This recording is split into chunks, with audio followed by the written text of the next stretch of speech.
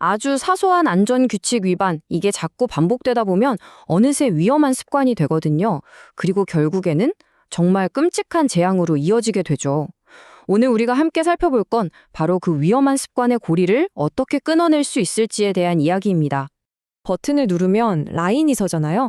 이건 한 작업자가 끔찍한 사고를 당하기 바로 직전에 했던 말입니다. 이 말 그냥 단순한 변명이 아니에요. 개인의 두려움을 넘어서 조직 전체를 꽉 누르고 있는 무서운 관성이 이 한마디에 다 담겨 있는 거죠. 2025년 창원의 한 공장이었습니다. 작업자가 컨베이어 벨트에 낀 이물질을 발견하고는요, 늘 하던 대로 손을 뻗었어요. 바로 눈앞에 새빨간 정지 버튼이 있었는데도 말이죠. 몸이 먼저 반응한 겁니다. 버튼이 아니라 이물질로요. 왜 그랬을까요? 머리로는 규칙을 알았지만 몸은 이미 라인을 멈추면 안 돼라는 습관을 너무나도 생생하게 기억하고 있었기 때문입니다. 이런 안타까운 사고는요, 절대 그냥 한 개인의 실수라고 볼 수 없습니다. 훨씬 더 크고 구조적인 문제의 신호 같은 거죠. 그렇다면 대체 어떻게 이렇게 위험한 행동이 너무나도 당연한 일상, 다시 말해 습관이 될 수 있었을까요? 자, 그 구조를 한번 제대로 파헤쳐 보죠. 아, 시간이 없어서요. 잠깐인데 뭐 괜찮아요. 어디서 많이 들어본 말 같지 않으세요? 정말 익숙하죠? 하지만 산업재해 사망 원인의 절반을 차지하는 추락이나 끼임사고, 바로 이런 사소한 변명들이 하나둘 모여서 시작되는 겁니다. 이어 쌓여서 위험에 대한 우리 감각을 점점 무디게 만드는 거예요. 습관이 된 위반이 진짜 무서운 이유가 뭐냐면요. 바로 전염성 때문입니다. 마치 바이러스처럼 퍼져나가거든요. 신입사원이 들어와서 규칙대로 하려고 하면 옆에 있던 선배가 에이, 다 그렇게 해. 한마디 툭 던지죠. 그럼 그 순간 위반을 배우게 되는 거예요. 어느새 규칙을 어기는 게 일을 더 잘하는 것처럼 보이고 안전은 그냥 귀찮고 성가신 존재가 되어버리는 그런 구조가 만들어지는 겁니다. 이게 그냥 하는 말이 아니고요. 통계적으로도 증명이 됐습니다. 그 유명한 하인리히 리츠러버빅이라고 들어보셨을 거예요. 재앙은 어느 날 갑자기 벼락처럼 찾아오는 게 아니라 수많은 작은 위험들이 차곡차곡 쌓여서 필연적으로 발생하는 결과라는 걸 보여주는 아주 중요한 이론이죠. 이 사고 피라미드를 보면 구조가 한눈에 들어옵니다.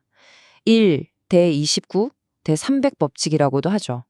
하지만 진짜 중요한 건 눈에 보이지도 않고 기록되지도 않는 바로 저 맨 아래 수천 건의 사소한 위반들입니다. 토큰 안 매는 거, 신호수 없이 작업하는 거. 바로 이런 작은 행동들이 모든 비극의 거대한 기초를 이루고 있다는 뜻입니다. 그럼 대체 어떻게 위반이 습관이 되는 걸까요? 그 원리를 BJ 포그라는 사람의 행동 모델이 아주 쉽게 설명해줘요. 자, 보세요. 아, 빨리 끝내고 싶다는 동기, 그리고 규칙을 어길 수 있는 환경적인 능력, 마지막으로 에이, 대충 해도 돼 같은 주변의 신호. 이 세 가지가 딱 맞아떨어지는 그 순간 우리 뇌는 복잡한 생각 과정을 건너뛰고 행동으로 바로 이어지는 지름길을 만들어버립니다. 이게 바로 위반이 자동 반사적인 습관이 되는 원리인 거죠. 자, 그럼 이 자동으로 돌아가는 위험한 위반의 고리, 이걸 어떻게 끊을 수 있을까요? 방법은 의외로 간단합니다. 습관이 만들어진 그 길을 거꾸로 되짚어가는 거예요. 일종의 안전 역설계라고 할 수 있겠네요. 이 고리를 끊기 위해서 우리는 크게 세 가지 전략을 쓸 수 있습니다. 첫 번째는 의도적으로 잠깐 멈추어서 자동 반응을 차단하는 거고요. 두 번째는 동료가 서로의 든든한 안전망이 되어주는 겁니다.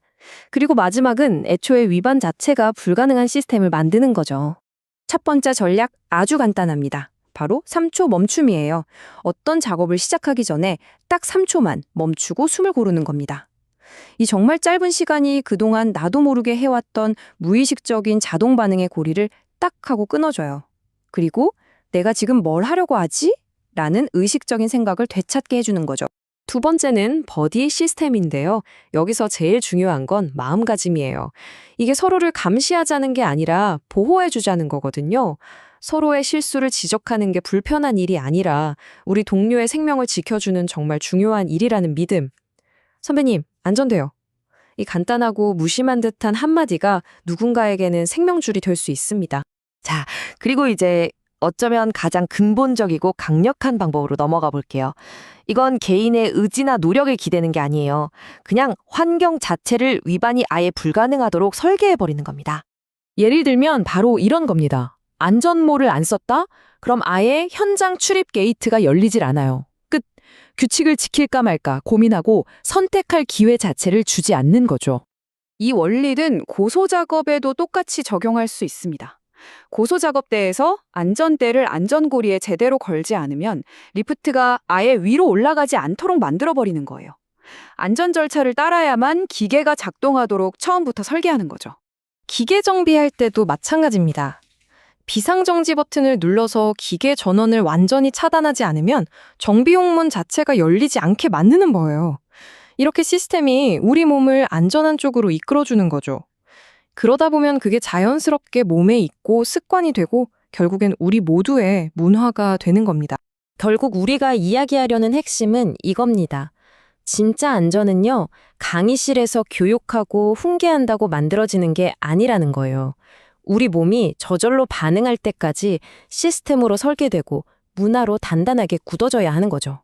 이 말을 꼭 기억하셨으면 좋겠습니다.